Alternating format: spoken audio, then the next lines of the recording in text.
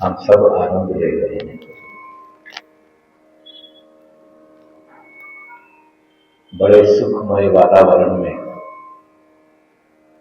व्यासपीठ के द्वारा द्वारकाधीश के लीलाओं का हम सबके सामने वर्णन हो रहा है। ऐसा लग रहा है हम स्वयं द्वारकाधीश पहुंच गए हैं। हमारे सामने भगवान श्री कृष्ण सुदामा अपने सब बचपन की बातें कर रहे हैं और ऐसा लग रहा है कि हम स्वयं अपनी आंखों से सब देख रहे हैं। सर्वप्रथम मैं सभी श्रद्धालुओं को व्यासपीठ के द्वारा इस जो आनंद का अनुभूति हो रही है उसकी बधाई देता हूं।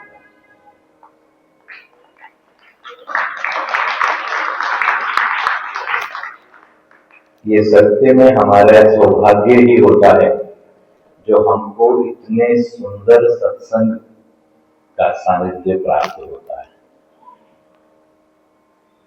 और अब तो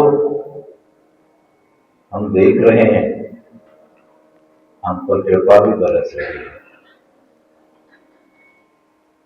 ऐसे कार्य हो रहे हैं जो हम सब सोचते थे कि कभी अपने जीवन में पूर्ण भी होंगे।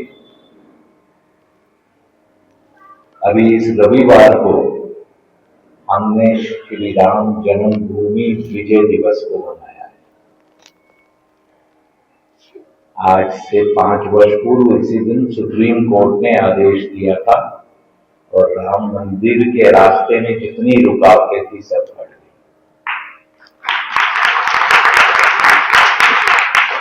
आनंद की बात है ना, 500 वर्ष का संघर्ष किया था। हमारे पूर्वज 25 पीढ़ियां इस दिन की प्रतीक्षा कर रही थी।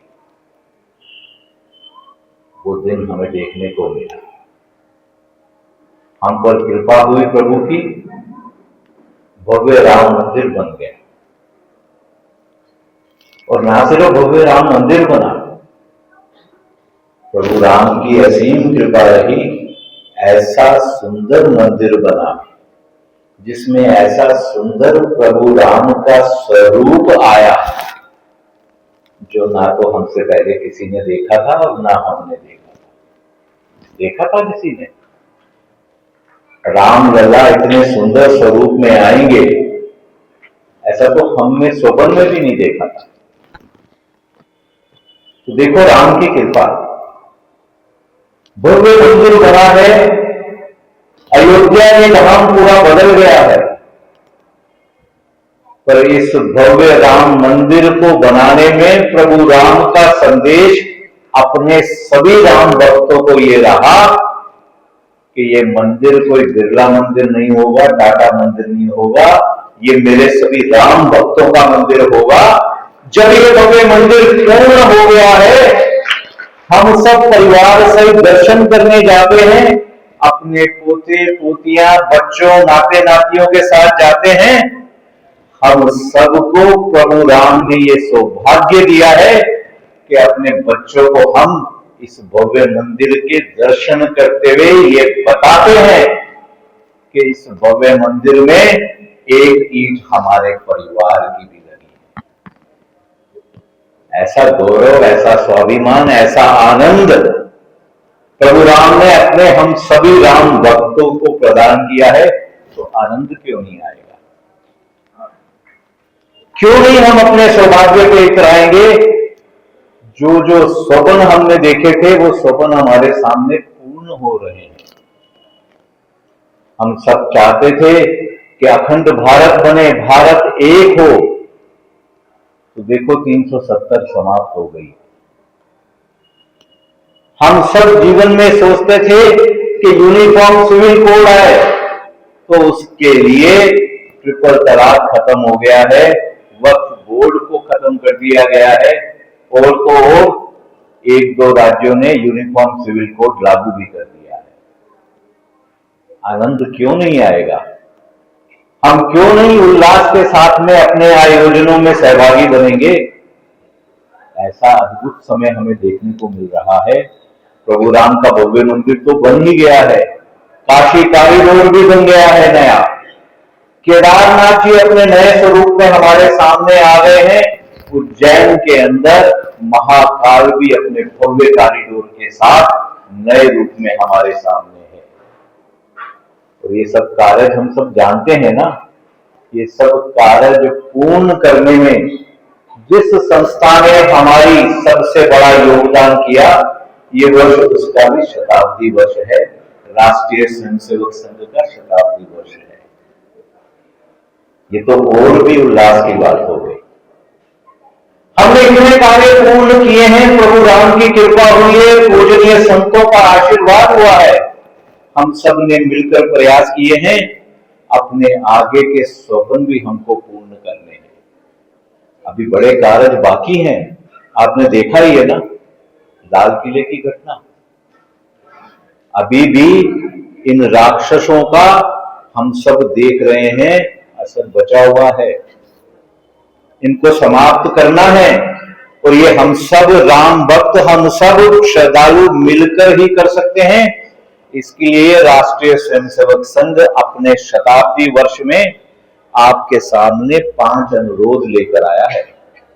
हम सब मिलकर अपने इन कार्यों को पूर्ण करेंगे। और ये 5 अनुरोध हैं कि हमको ऊंच नीच भेदभाव जात पात को समाप्त करके सामाजिक समरसता लानी है, एक होना है। हम एक हुए हैं तभी इतने सारे कार्य पूर्ण हुए हैं। जानते हैं ना, हम कटेंगे जब हम बटेंगे। तो हमको बटना नहीं है, हमें ऊंच नीच भेदभाव को समाप्त करना है। हमें प्रयास करना है कि एक मंदिर, एक मशान, एक कुआं, ये वाला हम कार्य जब पूर्ण कर लेंगे, पूरा समाज एक हो जाएगा। हमें पर्यावरण को बचाना है। हम सब जानते हैं कैसे मौसम बदल रहा है। कब बरसात आती थी, अब उस समय बरसात नहीं आ रही है। कब सर्दी होती थी, अब उस समय सर्दी नहीं है। और इसके कारण बड़े दुष्परिणाम भी आ रहे हैं।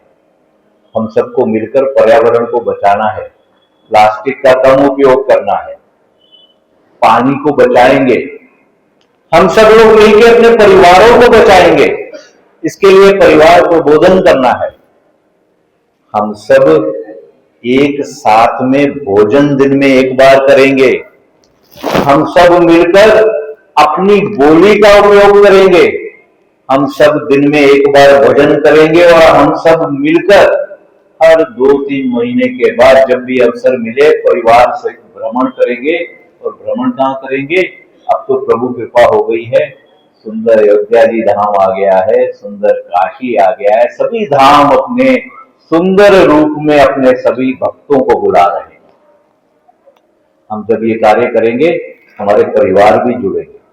जो हमारे में कमियां रह गई हैं, हमारे परिवार बिखरते जा रहे हैं, वो भी समाप्त होगा और हम लोग एकजुट होंगे। इसके साथ में हमें एक और काम भी करना है कि हमें अपने स्वदेशी को अपनाना है।